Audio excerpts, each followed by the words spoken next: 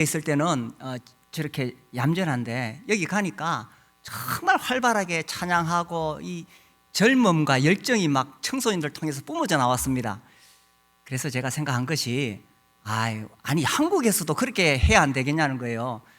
그래서 우리 어른들이 우리 청소년들이 한국에서도 마음껏 찬양하고 기뻐하도록 그 열정이 자연스럽게 표출될 수 있도록 그런 분위기를 만들어주면 좋겠다 하는 겁니다. 그래서 어떻게 하면 우리 청소년들이 더 그렇게 자연스럽게 찬양할 수 있을까, 또 예배할 수 있을까, 그런 분위기를 만들어주면 좋겠어요.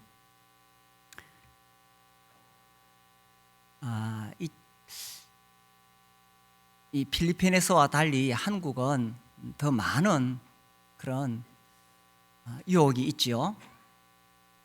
그래서 어떻게든 이 사탄이 청소년들의 그 젊음과 열정을 파괴시키려고 하고 있습니다. 그냥 스마트폰에 빠져서 살도록 그렇게 만들죠. 그러다 보면 19금도 보게 됩니다.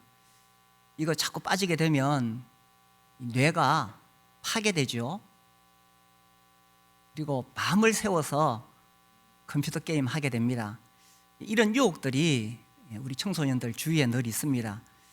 제가 이렇게 찾아보니까 담배에 대한 유혹이 이 청소년들에게 크다. 그래서 어떻게 청소년들을 보호할 거냐, 이런 캠페인도 하고 있더라고요. 무엇보다 우리 청소년들을 짓눌리게 하는 것은 공부에 대한 부담이지요. 그래서 여기 있을 때는 뭔가 이 교회 오면 우리 아이들이 이렇게 기가 죽어 있어요. 이게 이 우리가 이런 분위기를 만드는 게 아닌가 하는 거죠. 학교에서 그런 분위기를 만들고, 사회에서 만들고, 심지어 가정에서도 이런 분위기를 만들 수 있습니다. 마치 이렇게 인류대학 가는 것이 성공인 것처럼, 돈을 많이 버는 것이 성공이고 행복한 것인 것처럼 이게 우리 청소년들을 짓누르고 있다는 거죠. 그래서 이제 뭐 좋은 직장 가서 돈 많이 벌고, 그래서 철철이 해외여행 다니고, 이렇게 사는 것이 행복이고 성공이다, 이런 분위기 속에 살아가고 있죠. 그러나 사람의 참된 행복은 어디에 있느냐는 것입니다. 그래서 우리 청소년들이 이 세상의 거짓말에 속도로 만들면 안 됩니다. 아니, 우리 부모들마저도 이 세상의 거짓말에 속아 살아갈 수 있습니다.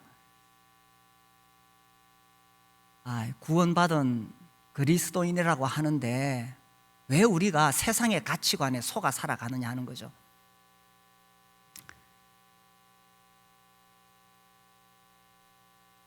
그래서 사람의 참된 행복이 어디 있느냐는 것입니다.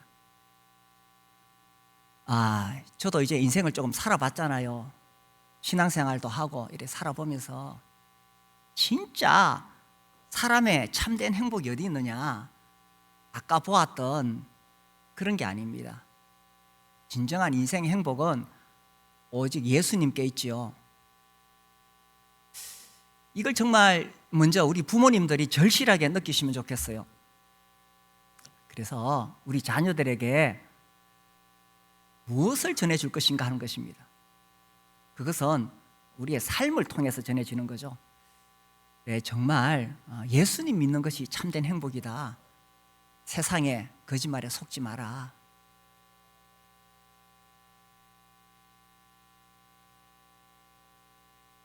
네, 이게 정말 우리의 진심 아닙니까?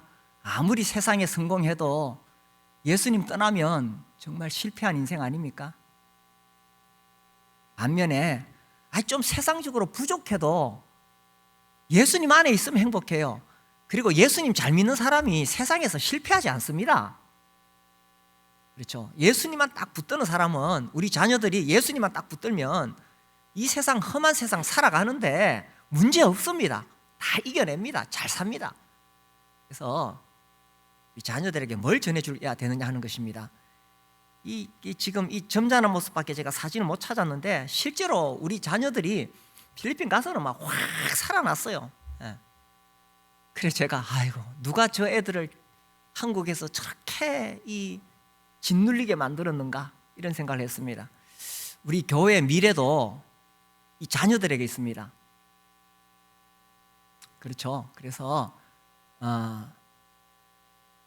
우리가 예배 시간에도 또 교회 활동에서도 우리 청소년들이 필리핀에서 했던 것처럼 막 정말 자유롭게, 거기는 찬양 시간 중에 아무도 이야기 안 하는데 전부 손을 들고 흔들고 우리 청소년들이 막 난리가 났어요. 아니 그렇게 찬양하는 거 맞잖아요.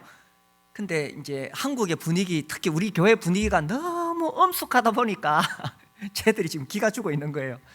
그래서 우리 교회의 미래 결국 우리 자녀들에게 있습니다. 어떻게 저 아이들이 정말 즐겁게 신앙생활을 할 수 있느냐. 오늘 설교 제목 읽어봅시다. 시작. 한 사람 때문에. 세 번역으로 읽어봅시다. 시작. 한 사람의 범죄 행위 때문에 모든 사람이 유죄 판결을 받았는데 이제는 한 사람의 의로운 행위 때문에 모든 사람이 의롭다는 인정을 받아서 생명을 얻게 되었습니다. 한 사람 때문에 일어난 일에 대해서 오늘 말씀드리려고 합니다. 자, 이거 또 생각해 봅시다. 우리가 예수를 믿는 이유가 뭐냐? 교회를 다니니까 뭐 좋습니다. 뭐 그냥 분위기가 좋고 예수님 좋습니다.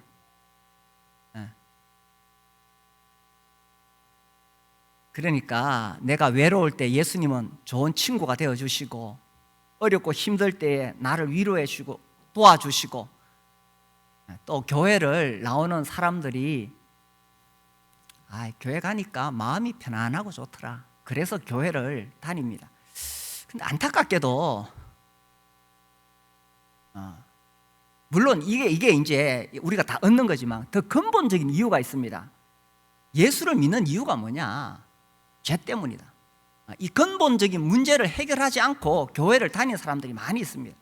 제가 지난주 화요일 날 어떤 목사님이 자기 집에 밥 먹으러 오래요. 그래서 제가 가니까 막 이렇게 밥을 차려놓고는 이제 밥을 먹어야 되잖아요. 먹으려고 그러는데 막 이분 이야기를 시작하는 거예요. 밥도 못 먹게. 자기 교회 진짜 신실한 젊은 부부가 있는데 아주 친하게 지냈대요. 근데 어느 날 이제 이분이 와서 자기 집에 와서 하는 이야기가, 자기는 성경책을 안 믿는데요. 그 부모님도 매우 신실한, 교회에서 신실한 분이고, 그 젊은 부부도 그냥 교회 다니는 게 아니라 아주 열심히 다니는 분이신데 자기는 성경을 하나님 말씀으로 안 믿는데요. 이분이 충격을 받아가지고 저한테 막 그 이야기를 하시는 거예요. 그래서 근본적인 죄 문제 해결하지 않고도 교회에서 얼마든지 충성하고 봉사하고 교회 사랑하고 열심히 다닐 수 있다는 사실입니다. 그런데 가장 근본적인 이 문제 해결해야 됩니다. 우리 청소년들에게도 계속 이야기하고 있죠, 그죠?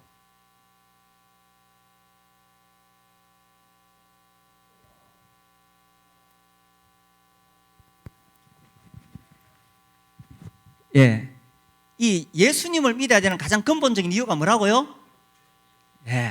죄 때문이다. 우리 청소년들이 예전에는 설교 시간에 관심을 안 가졌거든요. 이제 잘 들어요. 어제도 1시간 반 이상 제가 전했는데 다 들어요. 자, 예수님이 이 세상에 오신 이유가 뭐냐? 내가 너희에게 뭐 돈을 주노라, 성공을 주노라, 이게 아닙니다. 누구를 부르러 오셨다고요? 죄인을. 그러니까 누가 예수님을 만날 수 있어요? 아무리 죄를 많이 지어도 자기가 죄인인 줄 모르는 사람은 못 만나요. 그러나 자기가 죄인인 줄 아는 사람이 예수님 만납니다. 그래서 자기가 죄인인 줄 알아야 된다는 겁니다. 우리 오늘 여기 계신 우리 어른분들도 자기가 죄인인 줄 알아야 예수님 만날 수가 있습니다. 첫 번째 질문 이겁니다. 교회 가니까 자꾸 죄인이라 그러는데 왜 죄인이냐? 지난주에 제가 그 북포항 교회 모임이 있어서 갔었어요. 한참 이렇게 뭐 교제하고 일어서니까 어떤 자매님이 와요.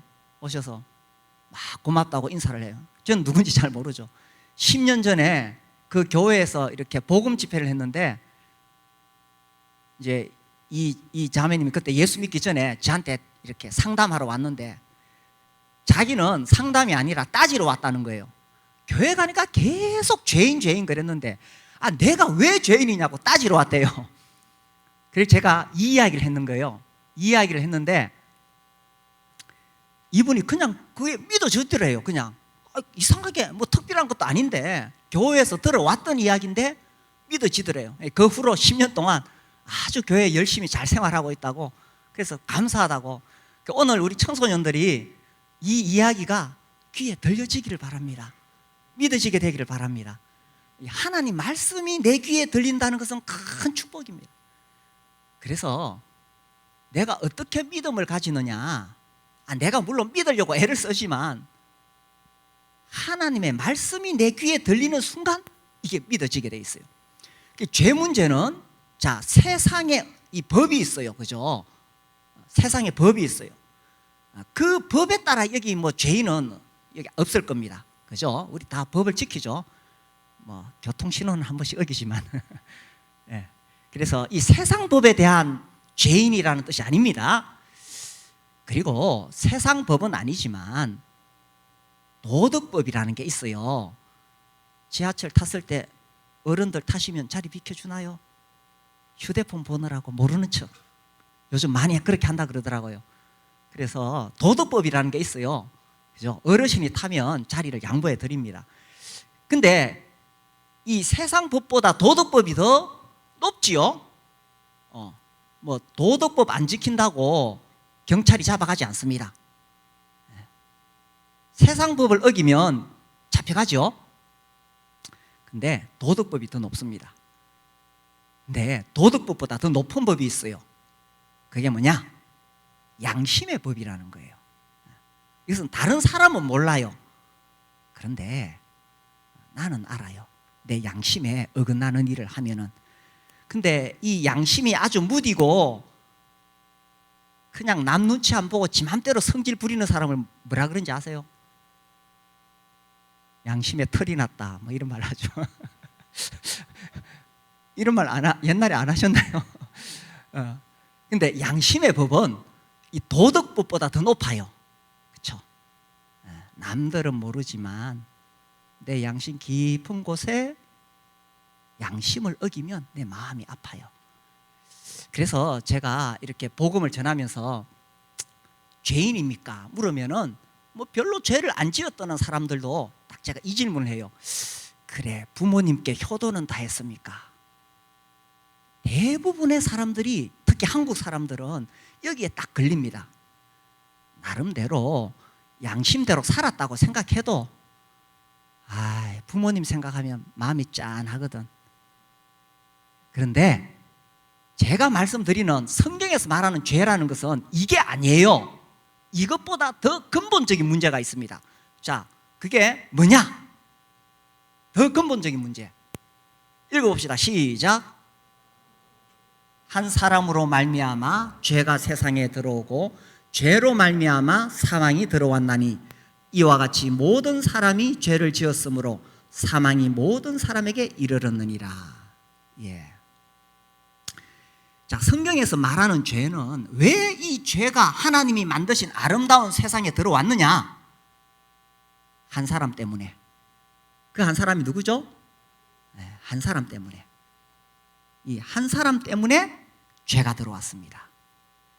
교회를 좀 다니신 분들은 이 이야기를 다 잘 아시죠? 하나님께서 동산 중앙에 생명과와 선악과를 만드셨습니다. 다른 나무의 실과는 네가 임의로 다 먹을 수 있다. 그러나 선악을 알게 하는 나무의 실과는 먹지 마라. 그런데 뱀이 와서 유혹합니다. 사탄이 네가 그것을 먹는 날에는 하나님처럼 된다. 그래서 그걸 따먹었어요. 하나님께 반역을 일으켰습니다. 그 뒤로 하나님께 반역하는 그 못된 성질이 인간에게, 이 아담의 피가 전 인류에게 퍼진 겁니다. 전 인류에게. 아담과 하와가 최초의 조상이거든. 우리 다 아담과 하와의 자손이거든. 그래서 죄가 어떻게 시작됐느냐? 아담 통해서 죄가 시작됐어요. 내가 왜 죄인이냐? 내가 왜 죄인이냐? 아담 때문에, 한 사람 때문에. 그래서 우리의 본성 속에는 죄를 짓는 속성이 들어 있습니다. 이 아담의 피를 물려받았기 때문에 아무리 좋은 환경에 가도 우리는 죄를 지을 수밖에 없어요. 왜? 어머니 뱃속에서부터 우리 안에 죄를 짓는 그 성질, 죄의 피가 우리 안에 흐르고 있다는 거예요. 그래서 어머니 뱃속에서부터 내가 죄인이었어요. 오리 새끼입니다.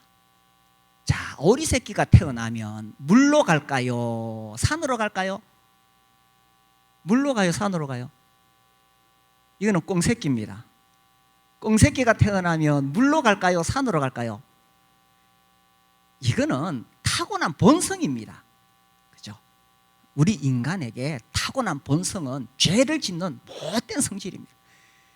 이게 왜 이렇게 됐느냐? 한 사람 때문에, 아담 때문에. 이게 핑계 대는 게 아니고 근본적으로 내가 왜 죄인인가를 설명하고 있는 거예요.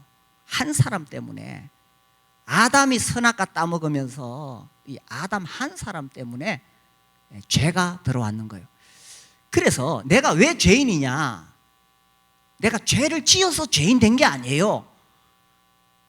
이제 일반적으로 우리가 죄인이다라고 말할 때는 죄를 지어서 죄인이잖아요. 근데 죄를 지어서 죄인 된 게 아니에요. 우리가 아담 때문에 근본적으로 죄인으로 태어났기 때문에 죄를 짓는다는 거예요. 그래서 우리는 죄를 지을 수밖에 없어요. 왜? 내 안에 아담을 통해서 흘러내려온 이 죄의 본성이 있기 때문에 그런 거죠. 이거 끊을 수가 없어요. 이거 질질 끌려다녀요. 자, 하나님의 법은 아까 양심의 법보다 훨씬 수준이 높습니다. 이 하나님은요, 사람을 미워하는 거, 미워한다고 경찰이 잡아갑니까? 그런데 하나님 말씀에 보면 형제를 미워하는 것은 살인한 것과 같다. 거룩하신 하나님께 이 하나님의 법의 수준은 훨씬 더 높다는 거예요. 그렇게 보면 우리가 죄인으로 태어나서 얼마나 많은 죄를 지었어요. 그래서 하나님의 법 앞에 우리는 지옥에 갈 수밖에 없다는 것입니다. 오늘날 교회에서 지옥에 대해서 설교 안 합니다. 그러나 하나님 말씀에, 성경에, 하나님의 법에 분명히 지옥에 대해서 경고하고 있습니다. 그래서 우리가 구원을 받아야 되는 거죠. 자, 왜 죄인인가? 한 번 더 강조하자면은 내가 죄를 지어서 죄인 된 거 아니에요. 근본적으로 한 사람 아담 때문에 죄인 된 거예요. 그래서 왜 죄를 짓느냐? 내가 죄인이기 때문에 죄를 짓는다. 우리 청소년들 계속 들으니까 이해가 되고 있나요? 네. 아유, 저렇게 잘 들은 적이 없어요. 지금까지 필리핀 잘 다녀왔죠? 자, 두 번째 질문. 그러면 어떻게 구원을 받느냐? 자, 이거 봅시다. 어떻게 구원을 받느냐? 사람들이 죄를 짓고, 죄는 우리의 영혼을 파괴시켜요. 죄는 내 마음의 평안을 가져가요. 죄는 나를 불안하게 만들어요. 결국 죄 때문에 우리 인생이 불행합니다. 그래서 사람들이 이 죄 문제를 해결하고 영혼의 평화를 찾기 위해서 만들어낸 것이 뭐라고요? 종교. 인간은 본능적으로 신에 대한 두려움이 있습니다. 그래서 어떻게 내가 신에게 용서받을 수 있을까? 죄인인 내가. 그래서 만들어낸 것이 종교입니다. 그런데 이 종교, 고해성사를 하고 또 뭐 삼천배를 하고 교회 가서 막 찬양하고 눈물로 회개 기도하고 모든 것을 버리고 깊은 산속에 들어가서 명상을 한다 해도 그래도 그 안에 죄성은 없어지지 않습니다. 인간 안에 이런 죄성이 있는 거예요.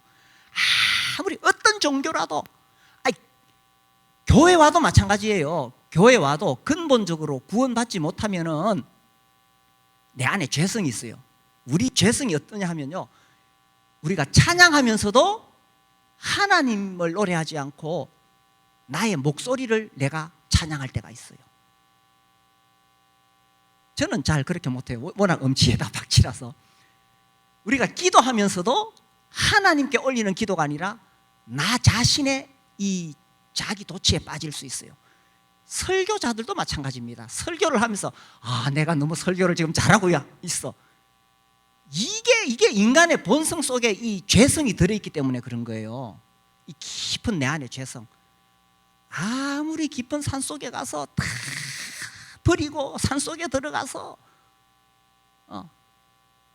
명상을 해도요, 이 안에 있는 죄성 이거 없어지지 않습니다. 그래서 어떤 종교로도 구원받을 수 없어요. 이 죄 문제 해결할 수 없습니다.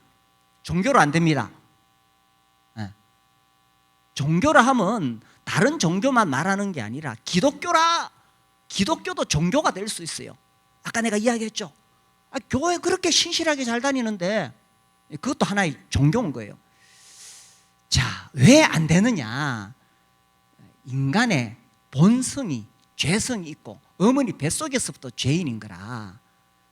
그래서 이 본성대로 움직이는 거예요. 제가 아직 확인은 못했는데 제가 전에 들어보니까 그래요. 송아지는 태어나면 앞발부터 일어서고 망아지는 태어나면 뒷발부터 일어선대. 이거 뭐 제가 확인은 못했는데 이게 본성의 본능이라는 거예요. 맞습니까? 네, 감사합니다. 그래서 우리 인간은 태어나면 죄를 짓게 돼 있어요. 본성이라는 거예요. 저 오리 새끼를 산으로 데려가고 꽁 새끼를 물로 데려가면 기겁을 해요. 자, 어떤 사람이 물에 빠졌다. 말하자면 우리가 죄에 빠져 있는 거예요. 자, 저 사람을 건지기 구출, 구조, 구원 같은 뜻입니다. 구출, 구조, 구원. 성경은 다 구원으로 되어 있죠. 헬기가 나타났어. 얼마나 고맙습니까? 지금 물에 빠졌어. 태평양 바다에 빠졌어. 죽어가는데 헬기가 나타났어. 근데 저 헬기에서 슉 하나 던졌어. 수영 교본. 요거 읽고 연구해서 헤엄쳐 나와라. 아니, 지금 물에 빠져 죽어가는데 저걸 언제 읽어? 많은 종교가 사람들에게 종교 계율, 종교 법전을 주고 그거 지켜서 구원받아 그래요. 십계명 주고 십계명 지켜서 구원받으라고 하신 게 아니에요. 사람들이 교회 다니면서 오해하는데 십계명 지켜서 구원받는 거 아니에요. 율법을 지켜서 구원받는 거 아니에요. 근데 많은 종교로 접하면은 다 저렇게 법전을 주고 저거 지키라는 거야. 저 못 지켜. 그래, 이 물에 빠진 사람이 내가 저걸 언제 다 읽어봐요. 내가 어떻게 헤엄칠 수 있어요. 걱정 마라. 이제 수영 선수가 탁 물에 뛰어들어서 수영은 이렇게 하는 거야. 시범을 보여줬어요. 이렇게 헤엄쳐 나오라고. 우리가 공자님처럼 살 수 있습니까? 석가모니처럼 살 수 있어요? 아니, 그거는 좀 흉내 낼 수 있어. 예수님처럼 살 수 있어요? 불가능합니다. 우리가 예수님처럼 살아서 구원받는 게 아니에요. 저 물에 빠진 사람 구조하려면은 구조대원이 내려와야 돼. 그래서 저 사람을 건져 올라가야 된다는 것입니다. 그래서 하나님이 세상을 이처럼 사랑하사 독생자를 주셨으니, 그래서 하나님이 자기 아들을 주셨는 거예요. 그래서 물에 빠진 인간, 죄에 빠진 인간이 자기 스스로의 힘으로는 빠져나올 수 없습니다. 뭐가 필요하냐? 나를 건져주실 구원자가 필요하다. 하나님이 세상을 이처럼 사랑하사 독생자를 주셨으니 이는 그를 믿는 자마다 뭡니까? 멸망하지 않고 지옥 가지 않고 뭘 얻어요? 영생을 얻게 하려 하심이라. 그렇죠? 이 요한복음 3장 16절 가장 유명한 구절인데 심지어 이걸 외우면서도 자기에게 적용을 못 시켜. 자기에게 적용을 시켜야 구원을 받는 거죠. 어떻게 구원받는가? 자, 읽어봅시다. 시작. 그러니 한 사람의 범죄 때문에 모든 사람이 유죄 판결을 받았는데, 이해하시죠? 이 한 사람이 누굽니까? 아담 때문에 우리 모두 죄인이 되었어요. 시작. 이제는 한 사람의 의로운 행위 때문에 모든 사람이 의롭다는 인정을 받아서 생명을 얻게 되었습니다. 자, 한 사람의 범죄가 뭡니까? 선악과 따먹은 거죠. 한 사람의 의로운 행위가 뭡니까? 우리 주님이 십자가에서 내 죄를 위해 죽으셨다는 사실입니다. 어제 들었던 이야기하고 연결이 됩니까? 자, 그래서 한 사람 때문에 자, 의롭다는 인정을 받았다. 이게 구원이에요. 죄인은 죄 때문에 지옥 가잖아. 그런데 하나님으로부터 내가 의롭다는 인정을 받으면 구원을 받거든. 어떻게 의롭다는 인정을 받을 수 있느냐? 예수님이 십자가에서 내 죄를 다 갚아주셨기 때문에 예수님을 믿음으로 우리가 구원을 받는 거예요. 자, 잘 봅시다. 다시 봅시다. 오늘은 조금 이 로마서는 굉장히 논리적으로 되어 있는데 이 복음이 얼마나 명쾌한가를 지금 설명하려고 하는 거예요. 아담과 예수 한 사람 때문에, 한 사람. 아담 한 사람 때문에 어떻게 되었어요? 내가 죄인이 되었어요. 그죠? 근데 예수님 한 사람 때문에 어떻게 돼요? 내가 의롭다고 인정이 되는 거예요. 그래서 로마서 5장, 고린도전서 15장에 보면 예수님은 둘째 아담, 둘째 사람, 마지막 아담이라고 되어 있어요. 둘째 사람. 그러니까 첫 사람은 이 범죄한 아담이죠, 그죠? 둘째 사람 아담, 예수님이시죠, 그죠? 그래서 이 아담의 한 범죄, 선악과 따먹었죠. 예수님의 한 의로운 행위, 십자가에서 나를 위해 죽으셨죠. 이해가 되고 있나요? 아주 명쾌하고 단순합니다. 자, 아담 때문에 어떻게 되었어요? 우리가 죄인 되었어요. 한 사람 때문에. 마찬가지죠. 예수님 한 사람 때문에 우리가 어떻게 돼요? 의롭다. 이 말은 내 죄가 다 용서되었다, 구원받았다, 그 뜻입니다. 그래서 결국은 한 사람 때문에 일어난 사건이다라는 거죠. 한 사람. 자, 여기서 이제 다시 한번 정리를 해봅시다. 한 사람 때문에 일어난 일. 내가 죄를 지어서 죄인 된 거 아닙니다. 누구 때문에? 아담 때문에. 그러면 내가 의롭기 위해서는 내가 의를 행해서, 내가 선행을 해서 의인이 되느냐? 아니에요. 이해가 되고 있나요? 죄를 지어서 죄인 된 게 아니라 한 사람 아담 때문에 죄인 되었고, 마찬가지로 내가 의를 행해서 착하게 살아서 의인 되는 것이 아니라 한 사람 때문에, 예수님 때문에. 망고 연결이 되나요? 우리 명우가 거기서 이제 My English name is 망고 그래가지고 막 빵 터졌어요. 자, 그래서 예수님께서 하신 일이 뭐냐? 그죠? 십자가에서 요한복음 19장 30절 다 이루었다. 우리의 죄값을 다 갚았다. 나의 모든 죄를 다 씻었다. 수없이 들으셨죠? 우리 주님이 십자가에서 다 갚으시고 부활하셨습니다. 자, 그래서 한 사람 때문에 일어난 일입니다. 그러니까 나와 무관한 거예요. 나의 행위, 나의 노력, 나의 공로와 무관합니다. 상관없습니다.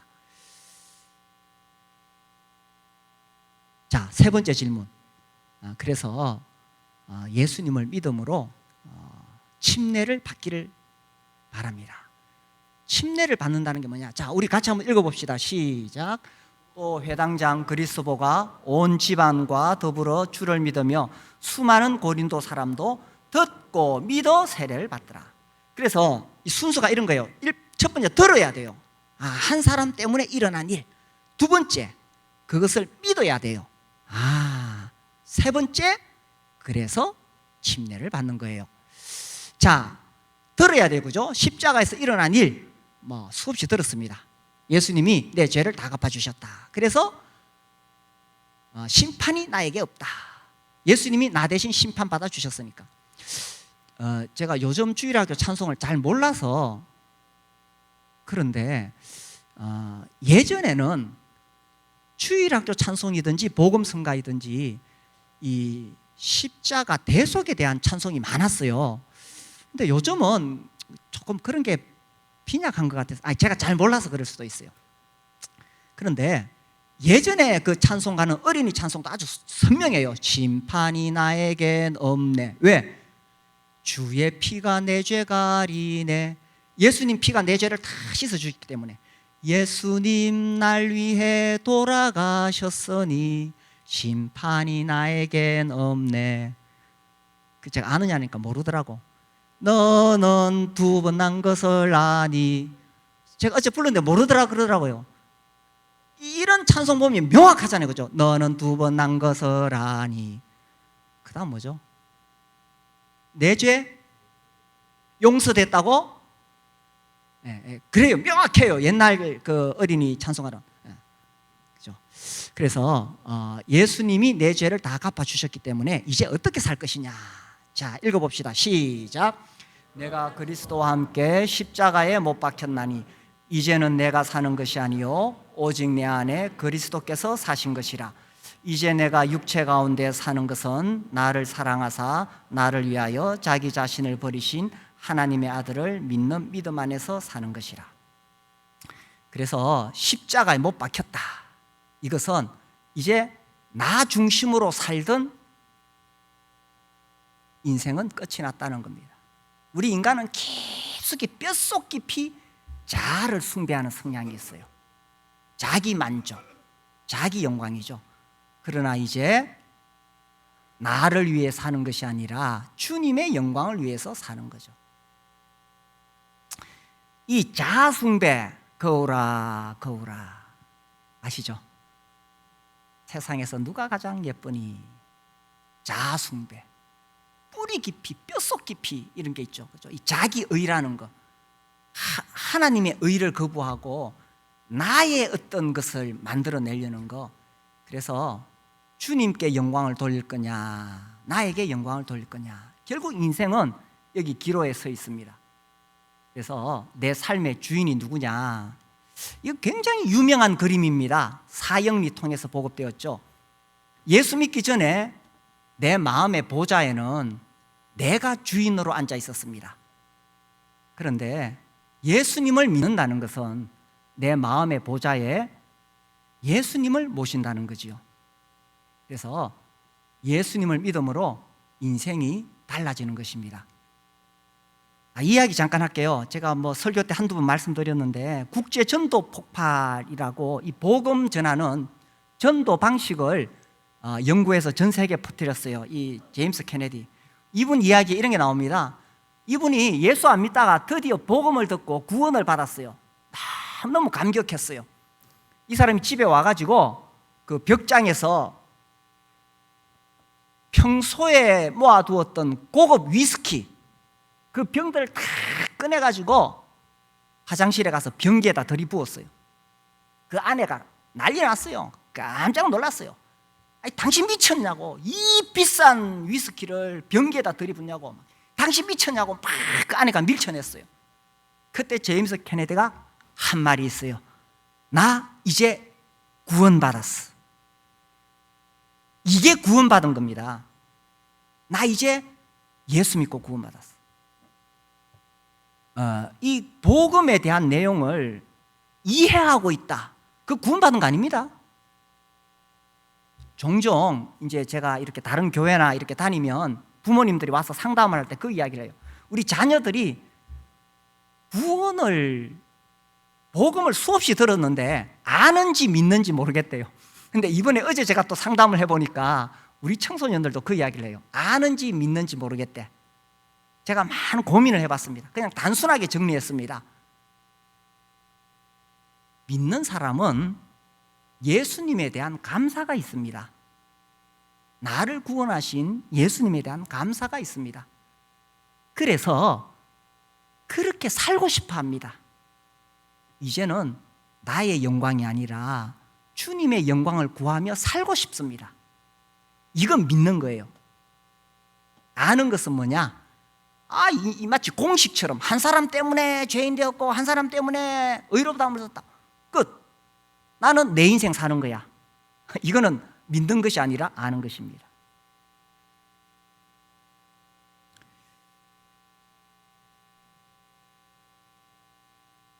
우리 교회는 정말 명확하게 이 십자가 복음을 전하려고 애를 씁니다.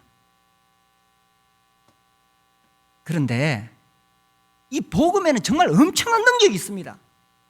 이번에 필리핀 가서 제가 느낀 것이 그 순수한 우리나라 한 70년대 80년대 모습, 정말 복음이 살아있어요. 여기 연세 드신 분들 70년대 80년대 복음이 살아있었잖아요. 우리나라에서도 복음 듣고 구원받았기 때문에 인생이 달라지고 주인이 달라지고 변화가 일어났잖아요. 그 뭐 가르칠 필요가 없었어요. 그냥 예수 믿고 예수님이 내 죄를 위해 죽으셨다는 사실이 너무 감사해서 그냥 변화가 일어났는 거예요. 그런데 세월이 흘러서 우리가 이제 경제적으로 잘 먹고 잘 살다 보니까 이 복음의 능력이 점점 약해지고 있습니다. 아는 거하고 믿는 거하고 혼동이 생기기 시작했어요. 아는 것으로, 지식적으로 아는 것으로 끝났으면 구원받지 않았습니다. 진지하게 한번 자신을 점검해 볼 필요가 있습니다. 믿는 사람은 십자가 복음에 대한 감사가 있기 때문에 그렇게 살고 싶어 합니다. 우리 청소년들 헷갈리지 마세요. 내가 이 복음을 들었는데 내가 부족하지만 내가 정말 예수님 복음을 위해 살고 싶어요 하는 마음이 있으면 믿는 거예요. 그래서 내 삶의 주인이 누구냐? 사람들 특히 젊을 때는 야망이 있습니다. 그죠? 우리 청소년들에게 이런 거 요구합니다. 이게 성공인 것처럼 이 시간의 주인이 누구이냐 하는 거죠. 인생은 정말 잠시 지나가는데 정말 꽃같이 아름다운 시절이 청소년 시기잖아요. 이 청소년 시기에 삶의 주인이 누구인가를 우리 부모님들이 어떻게 가르쳐 줄 것인가 하는 것입니다. 부모님의 책임 아니겠어요? 그래서 침례 받기 전에 생각할 문제가 있습니다. 이제 우리 청소년들 중에 이번에 침례를 많이 받았으면 좋겠는데, 나는 죄를 용서받은 확신이 있어요. 과거, 현재, 미래의 모든 죄를 우리 주님이 다 이루었다 하셨어요. 여기에 나아가 주님께 자신의 삶을 드릴 헌신이 필요하다는 것입니다. 주님 부족하지만 내가 주님 복음을 위해 살겠어요. 내 영광이 아니라 나를 위해 죽으시고 부활하신 주님의 영광을 위해 살고 싶어요. 자아숭배 하지 않고 주님 경배하겠어요.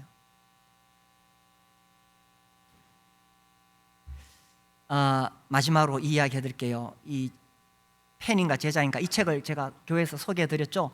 안 읽어보신 분들은 꼭 읽어보세요. 카이 아이들만이 이런 이야기 했습니다. 오늘날 교회의 가장 큰 문제거리는 스스로 그리스도인이라고 하지만 그리스도를 따를 생각은 추호도 하지 않는 사람이다. 예수님의 팬이 될 수 있어요. 예수 열광적으로 팬입니다. 팬. 그러나 그분을 따르기 위해서는 대가를 지불해야 됩니다. 그 책에 나오는 이야기입니다. 그 루마니아는 공산국가죠. 그래서 예수 믿는 사람들은 핍박을 받습니다. 그게 존 오로스 목사님이 이야기가 나옵니다. 존 오로스 목사님이 이런 이야기를 했어요. 공산 정권 시절 우리가 설교를 하고 예배가 끝나면 사람들이 찾아와 너도 나도 이제 예수 믿겠다고 나섰대요. 그러면 이렇게 말했대요. 아이고 예수 믿겠다니 참 잘 되었습니다. 하지만 그러기 위해는 치러야 할 대가가 있다는 것을 알아야 합니다. 곤혹을 치를 수도 있으니 잘 생각하고 예수 믿으세요. 많은 것을 잃을 수 있어요. 큰 것을 잃을 수 있어요. 그래서 우리나라하고 다르죠. 우리나라는 예수 믿겠다 그러면 오시라고 막 집에 초청하고 막 그죠? 막 그렇게 하는데 여기는 예수 믿겠다 그러면은 치러야 할 대가가 있다고. 그래서 3개월 동안 교육을 시킨대요. 예수 믿는 것이 어떤 것인지. 3개월 교육을 받고 나면 또 많은 사람들이 이제 침례를 받겠다고 그때 이렇게 말한답니다. 아이고, 예수 믿고 침례를 받겠다니 참 잘 되었습니다. 하지만 여러분이 예수 믿겠다고 고백을 하면 이곳에 있는 첩자들이 여러분의 이름을 적을 것입니다. 이 교회에 항상 이 공산 당원들이 첩자들이 있으니까. 그러면 내일부터 삶이 고단해질 겁니다. 사는 게 힘들어져요. 대가를 따져보세요. 예수를 믿는다는 것은 편한 것이 아닙니다. 직장을 잃을 수도 있습니다. 우리 청소년들에게 가장 중요한 것, 친구들이 등을 돌릴 수 있습니다. 아이고, 부모에게 가장 큰 것은 자식을 잃는 거겠죠. 심지어 목숨이 날아갈 수도 있어요. 이렇게 우리나라하고 다르죠. 우리는 침례 받겠다 그러면 어서 오시라고 막 이렇게 하는데, 그러니까 가짜가 많이 생기겠죠. 그래서 우리 청소년들 어떻게 할래요? 예수님을 믿겠어요? 예수님을 믿는다는 것은 그분을 나의 주인으로 모셔드리는 겁니다. 영접하는 겁니다. 예수님을 내 인생의 주인으로, 나의 구세주로 모셔드리는 겁니다. 예수님은 나의 구원자이십니다. 예수님은 나의 주인이십니다. 그래서 대가를 각오하고 침례를 받는 거예요. 이미 침례를 받으신 분들도 내가 가짜인가 진짜인가 우리 같이 생각해 볼 필요가 있죠. 예수님을 모시기 바랍니다. 그런데 손해만 보는 거 아니에요. 예수를 믿음으로 세상이 주지 못하는 놀라운 것들을 우리가 누릴 수 있습니다. 세상의 성공과 출세가 주지 못하는 행복을 예수 믿음으로 우리가 누릴 수가 있습니다. 그리고 언젠가 이 인생이 끝나는 날에 우리는 주님과 함께 천국에 갈 것입니다. 십자가에서 내 모든 죄를 다 갚아주신 예수님 감사합니다. 지금 예수님을 나의 구주로, 나의 주인으로 모셔드립니다. 예수님을 섬기며 살겠습니다. 예수님을 전하며 살겠습니다. 이렇게 예수님을 모셔드릴 수 있게 되기를 바랍니다. 기도하겠습니다.